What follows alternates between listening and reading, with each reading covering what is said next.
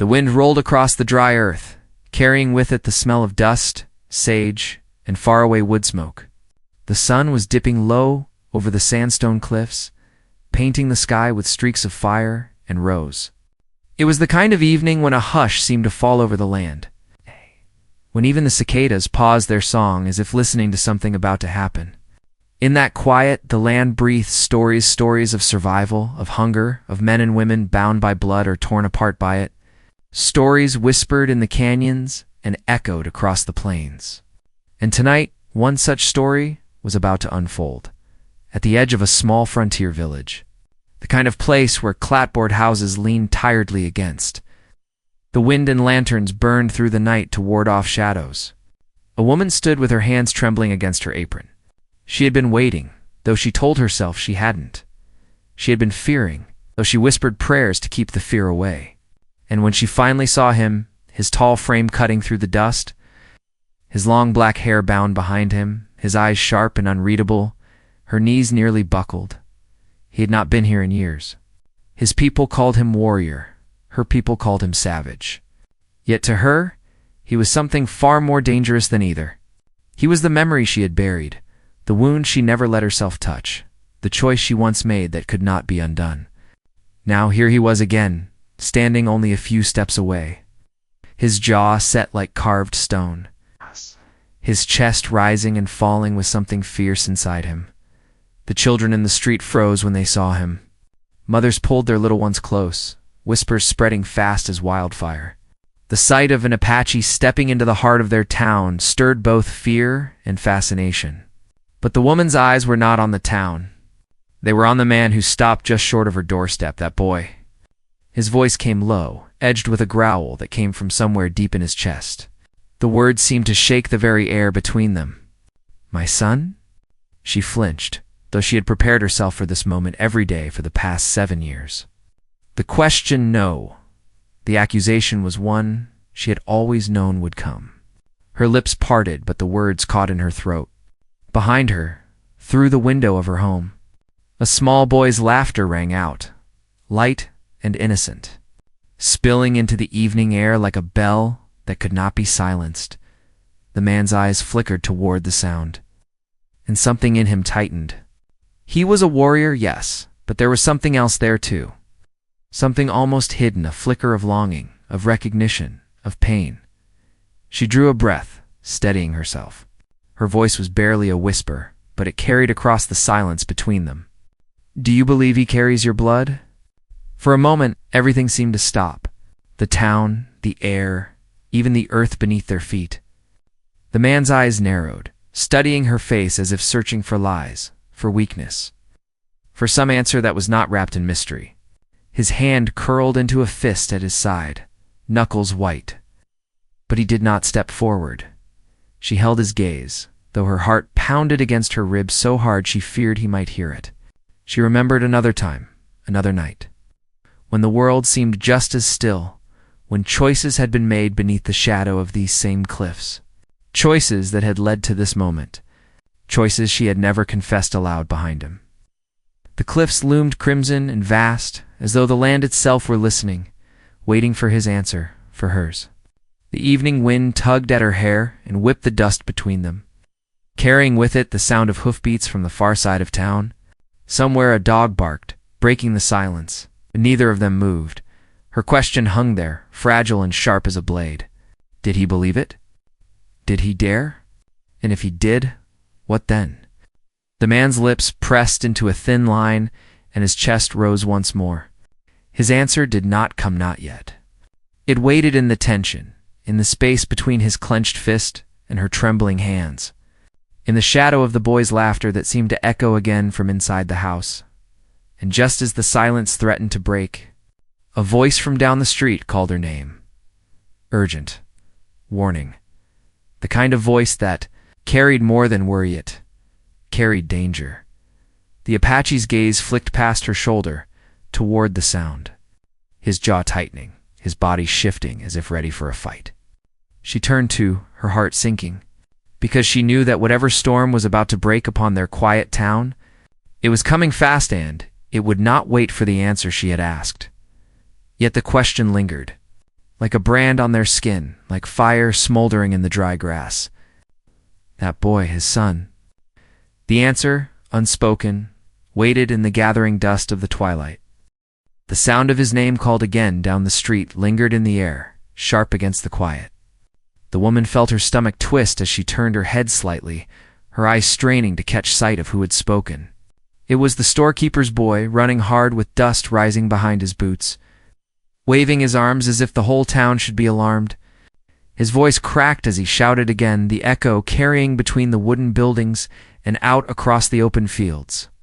Something in his tone made the small group of villagers step out of their doorways, their faces pale in the last stretch of sunlight. The Apache did not move closer, but the muscles in his shoulders had tensed, coiled as if ready for whatever threat might emerge.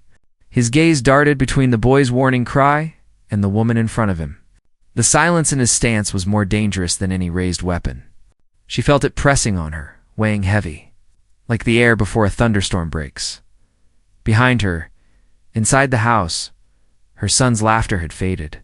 She imagined him pausing, tilting his head at the strange quiet outside, his small hands brushing over the wooden toy she had carved for him months ago. The thought made her chest tighten.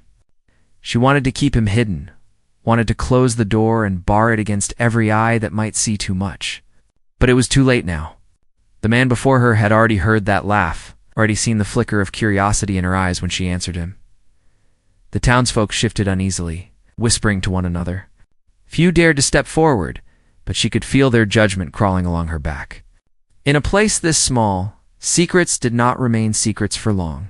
Still, she had managed to keep hers buried for years, hidden beneath layers of silence, beneath Sunday prayers and the daily grind of washing, baking, mending.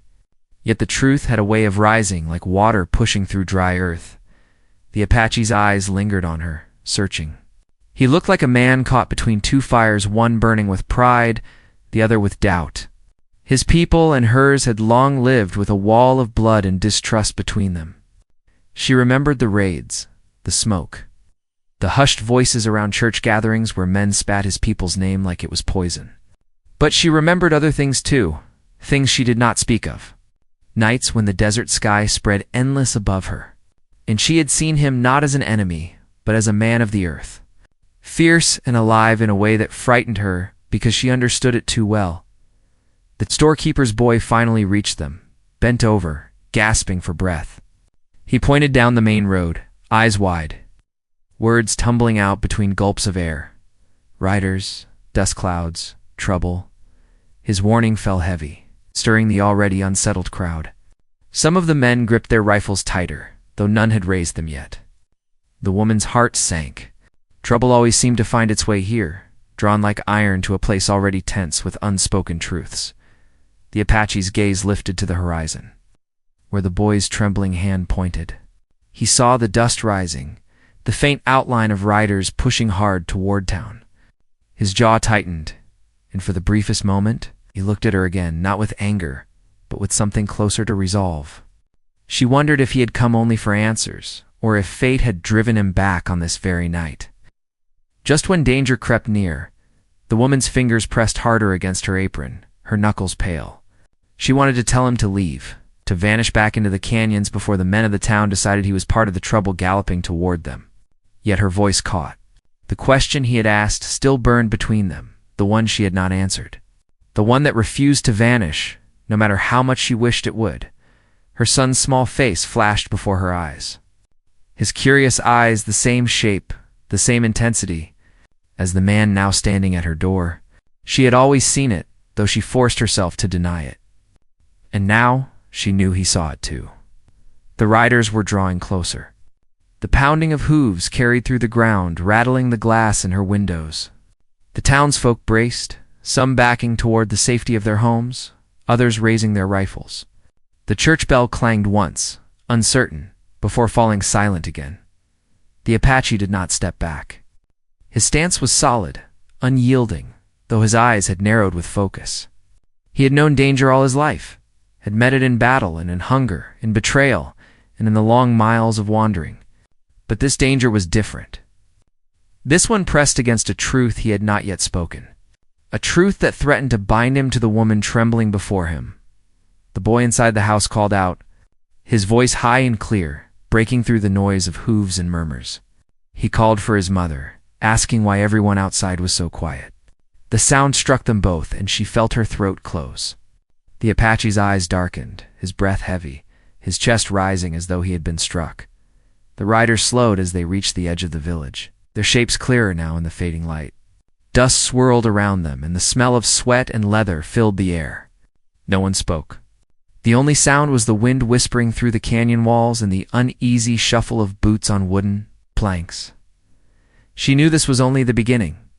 Whatever storm these riders brought, it would tear at the thin fabric of safety she had tried to weave around her boy. And standing in the center of it all was the Apache, silent but immovable. His question still hanging like a blade over her heart. Her lips trembled, but she did not answer him. Not yet, because once the truth left her mouth, there would be no pulling it back. And she feared what that truth might awaken not only in him, but in the boy who bore both their blood. The rider's leader pulled his horse forward, the animal's breath hot against the cooling air. He scanned the village with hard eyes, then let them settle on her doorstep. His gaze flicked to the Apache, and his jaw set in recognition. The air thickened. Whatever had come riding into town that evening carried more than dust and danger. It carried memory. It carried unfinished reckonings.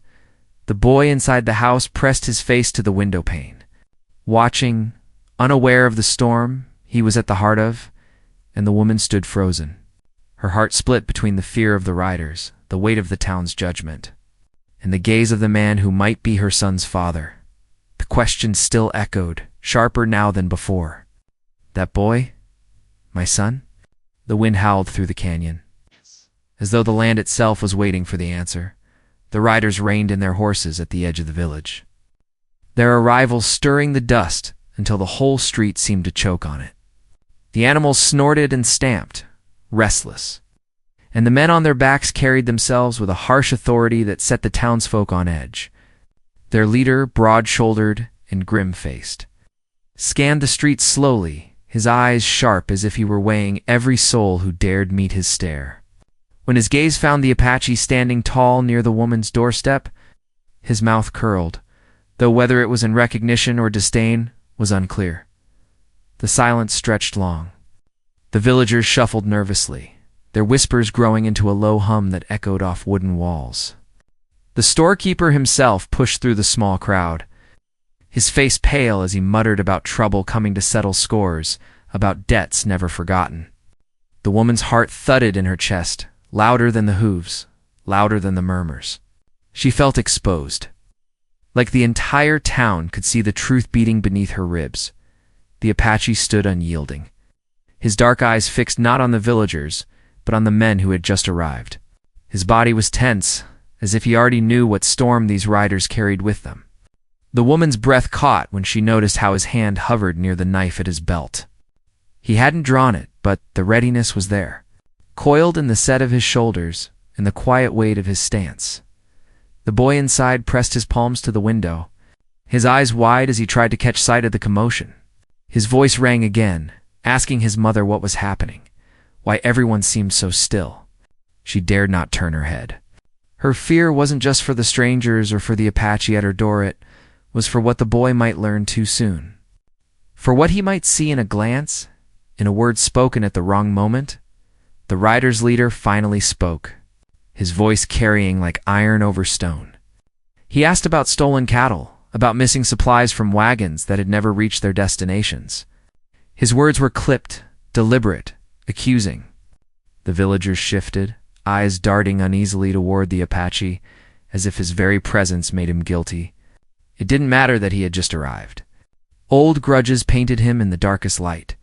The woman swallowed hard, wishing she could melt into the earth itself. She remembered the way these men used to pass through the settlement, loud and demanding, stirring unease with every visit. They had always looked upon her with a suspicion that chilled her bones, as though they sensed some secret she carried. Now, with the Apache standing so close, that suspicion seemed destined to ignite the storekeeper. muttered something under his breath about outlaws and savages working hand in hand. Another man spat in the dirt, gripping his rifle tighter, as though daring the Apache to give them reason to use it. The Apache's voice finally broke through the tension. Low, steady, his words carried a weight that silenced the whispers. He denied any part in the thefts, his tone neither pleading nor defensive, but edged with the authority of a man who would not be spoken over. The leader of the riders narrowed his eyes, studying him, searching for cracks. Then he laughed softly, though there was no humor in the sound. He said a man like him could not walk into a white town without purpose, without secrets trailing him. The woman flinched at the words. She knew they would come. The town had always been quick to turn suspicion into truth, and now the rider's arrival had only sharpened that blade. She felt the eyes of the villagers pressing against her back, questions already forming in their minds. Questions she could not bear to answer. Her son's laughter drifted once more, though this time it carried a nervous edge, as if he had sensed something in her silence. The Apache's gaze flicked to the sound, then back to the riders. His jaw tightened, but he said nothing. That silence was more telling than words. She feared others would notice. The leader of the riders dismounted, his boots striking the ground with a heavy finality. He stepped closer, his gaze sweeping from the woman to the Apache. Then he asked a question that sent a ripple through the crowd. Why was this man standing so near her doorstep? What tied him to her house, to her boy's voice echoing from within? Her breath caught in her throat, her hands tightening on her apron until the fabric twisted. She felt the ground tilt beneath her. Every instinct screamed at her to lie, to brush it away as coincidence, to say he was a stranger passing through. But her voice faltered, caught between truth and denial, between fear and something else she could not name. The Apache did not answer either. He held the rider's gaze, unblinking, a storm simmering in his eyes. The silence stretched again, thick and dangerous. Then, from somewhere near the church, another voice broke through. It belonged to the blacksmith, a man who had always carried more temper than sense. He shouted that the Apache should be run out before trouble rooted itself deeper in their soil. Others muttered agreement, their fear twisting into anger. The woman felt her chest tighten as the mood shifted, as suspicion began to harden into the kind of resolve that never ended without blood. The Apache remained still, but she saw it the way his hand twitched near his knife, the way his jaw set, as if bracing for the clash he knew would come. And in that moment, she understood something she had tried not to admit. He was not only here for answers. He was here because he could not walk away from them. The rider's leader stepped even closer, his voice lowering, sharp as steel. He demanded again to know why this man stood at her door, why he lingered when he had no place among them. The woman's throat burned with unshed words. She wanted to scream that they should all leave, that none of them had any right to pry into her home, into her boy's laughter, into the question that haunted her nights. But fear kept her still. Her son's voice called again, louder now, curiosity pulling him toward the door. She turned sharply, panic flooding her veins. If he stepped outside, if the Apache and the riders saw him in the same light she had, there would be no turning back. The Apache's eyes softened for the briefest heartbeat, just enough for her to see what lay beneath the steel longing. Regret, a recognition that could not be buried. Then it vanished, swallowed by the mask of stone he wore for the world. The riders shifted, impatient. The leader's hand brushed over the butt of his pistol, a gesture meant to remind everyone of the power he carried. The townsfolk stiffened, some ready to fight, others desperate to flee. The air itself seemed to quiver with the weight of what might come. The woman felt her knees weaken, but she forced herself to stand firm. She knew this was only the beginning. The storm had only just touched the edges of their village, and already it threatened to tear apart the fragile life she had built. The Apache's voice cut through again, low but steady, telling the riders that whatever quarrel they carried, it was not his. The leader smirked, unconvinced, but before he could press further, a sudden crack split the air. Not thunder, not hoofbeats. A rifle fired too soon, too recklessly. The crowd gasped, scattering in a burst of panic. Horses reared, riders cursed, villagers screamed. The woman felt her son cry out from inside, his fear piercing her heart. The Apache spun, blade flashing in his hand, though he had not struck yet. His eyes locked with hers, fierce and demanding, as though the unspoken question between them had just become a matter of survival. And through the chaos, she knew one thing for certain: the truth could not remain hidden much longer. The dust thickened, the night deepened, and the storm descended upon them. The shot that split the air left the village trembling. For a breath, no one moved. The echo of it clung to the canyon walls, a sound too sharp to final to be mistaken for anything else. Then chaos rushed in. Horses bucked, villagers ducked behind barrels and doors, and the riders raised their weapons as if the whole town had turned against them. The smell of gunpowder hung heavy, drifting through the dust, and the woman's heart pounded so hard she thought it might burst.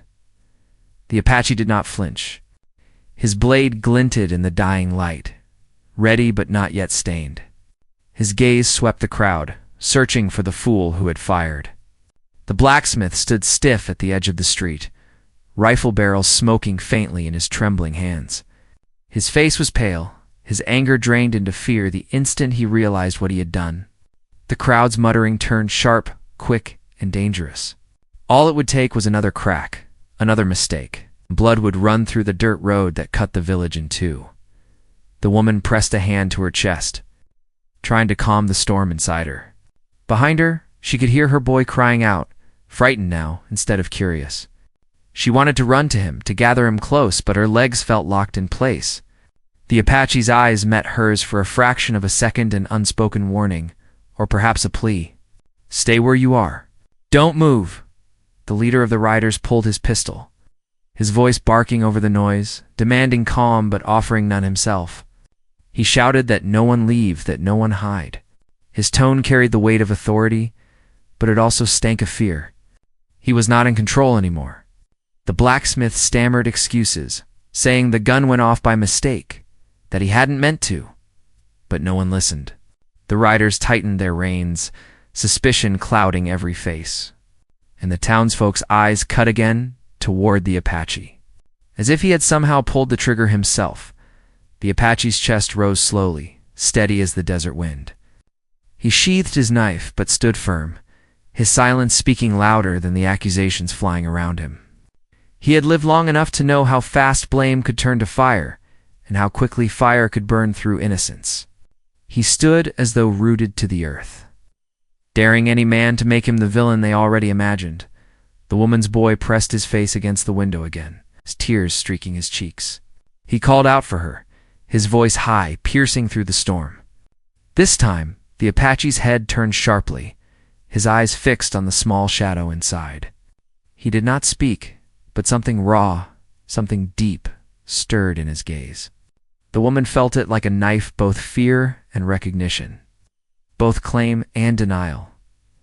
The rider's leader finally lowered his pistol slightly, though his jaw was set hard. He barked orders to search the outskirts, to check the wagons, to look for any sign of stolen goods.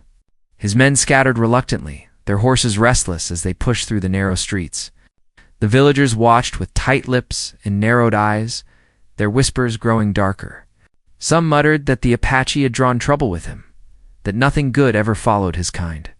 Others, quieter, but no less sharp, wondered why he had come back now, why he lingered at her door, why her boy's face seemed to carry shadows no one dared name. The woman's knees weakened, but she held her ground. She could not speak.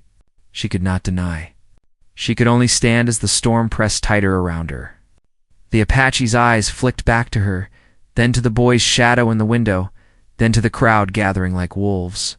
He seemed to weigh everything in a single breath: the rider's suspicion, the villager's judgment, the boy's innocent cry, and the woman's silence. The blacksmith lowered his rifle, shame burning in his cheeks, but the damage had been done. The shot had opened a wound in the village, one that would not heal with apologies. The leader of the riders mounted his horse again, his face grim. He declared that they would not leave until they had answers, until they had found the thief, or the trail. His eyes cut to the Apache with pointed suspicion, and though he said no name, everyone knew who he meant. The woman's boy pounded on the window now, calling for her with a panic that broke her heart.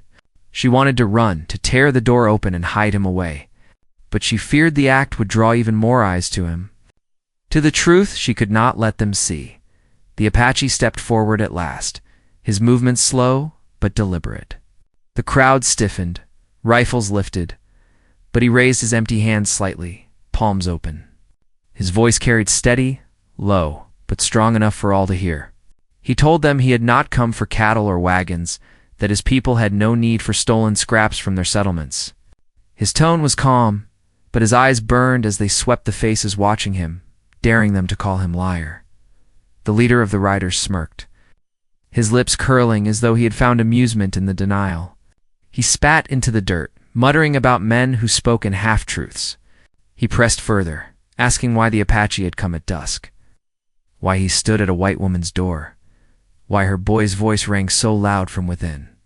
His words hung heavy, a blade sharpened by suspicion, daring her to answer. The woman felt her breath seize. The crowd turned toward her, their eyes narrowing, their whispers buzzing like hornets. Her lips parted, but no sound came. The Apache turned his head slowly, his gaze locking with hers once more, steady, demanding. He did not speak, but the weight of his stare told her what he wanted. The truth, or at least an answer strong enough to hold the wolves at bay. But she could not give it, not here, not now. The boy pressed harder against the glass, his small hand leaving smudges on the pane. His eyes were wide, frightened but curious, searching for the man whose shadow loomed so large outside. The Apache saw him, and for the first time, his mask cracked. Just slightly. A flicker of something softer, something older, something claimed. Then it vanished, as quickly as it came, buried again beneath the steel of his silence. The riders fanned out, their leader circling his horse slowly, his eyes never leaving the Apache. He promised the town answers by nightfall, one way or another. His words carried the weight of threat, the promise of violence, and the certainty of blood. The villagers stood torn, fear pulling them one way, suspicion the other.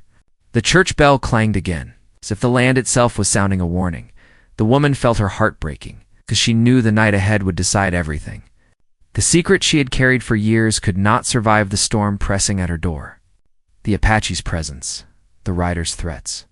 The villagers' whispers, all of it circled around her boy, like vultures waiting for the moment to strike. The boy's voice rose again, this time trembling with fear. He called out for her, louder, pleading.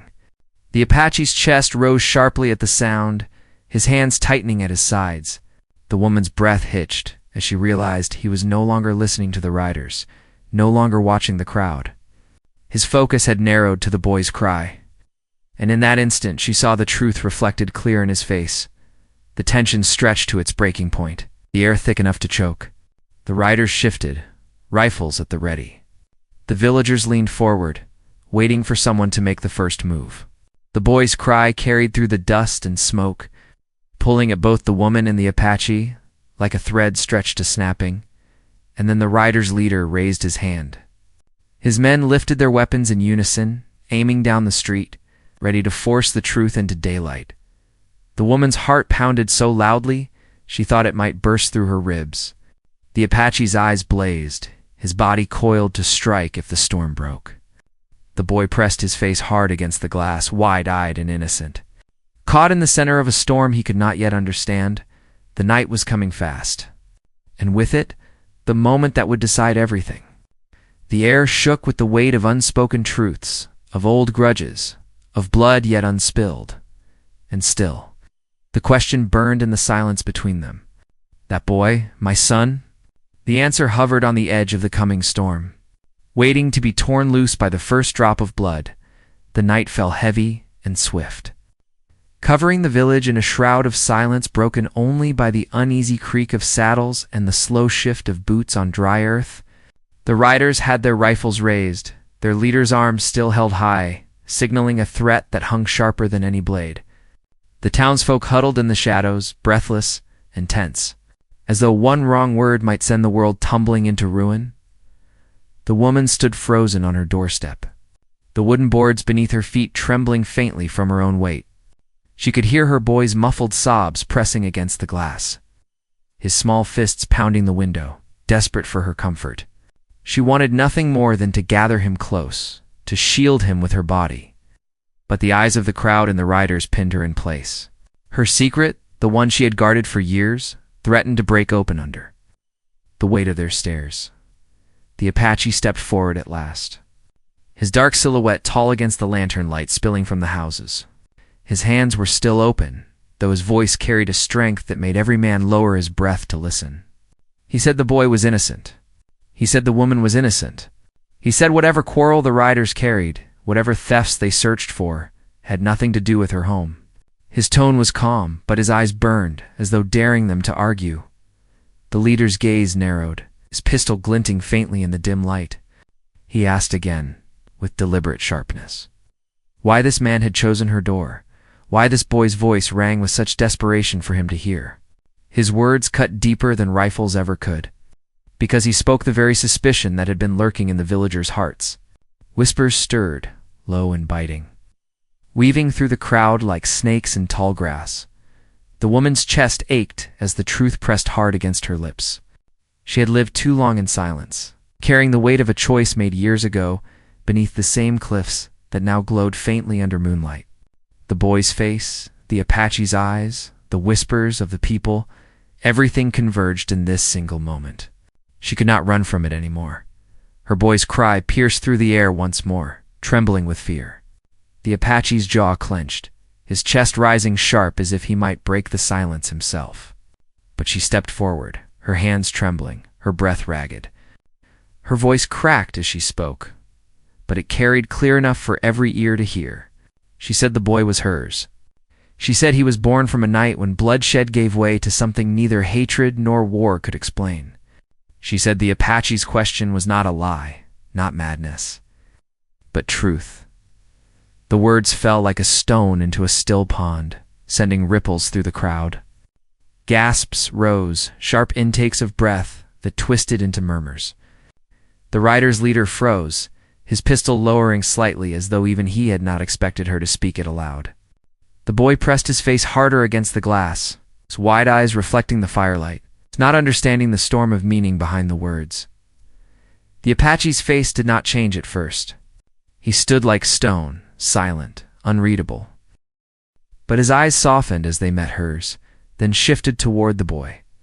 For a fleeting instant, the hardness in him cracked, and the truth written in the child's face shone like the desert moon. Blood could not be denied.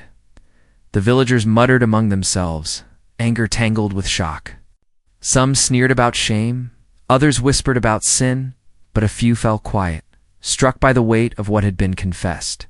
The blacksmith lowered his rifle, shame pulling deeper lines into his face.